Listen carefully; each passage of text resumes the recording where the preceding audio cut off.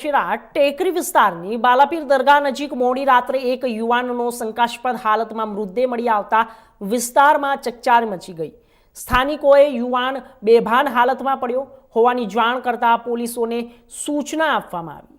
તપાસ દરમિયાન મૃત યુવાનનું નામ ચેતન હોવાનું બહાર આવ્યું, જ્યારે ગંભીરતા જોતા નવસારી ટાઉન પોલીસ ડીવાયએસપીની એલસીબીના અધિકારીઓ તાત્કાલિક ઘટના સ્થળે પહોંચ્યા। પોલીસે પ્રાથમિક પંચનામું કરીને જરૂરી પુરાવા એકત્ર કર્યા અને મૃતદેહને પોસ્ટમોર્ટમ માટે નવસારી સિવિલ હોસ્પિટલ ખસેડ્યા। ઘટના હત્યા, આત્મહત્યા, અકસ્માત તે અંગે તપાસ શરૂ કરવામાં આવી છે।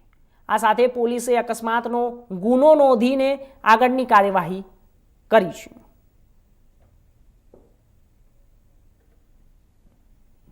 આપને જણાવી દઈએ કે જ્યારે દશેરા ટેકરી વિસ્તારમાં ચકચાર મચી જવા પામી છે।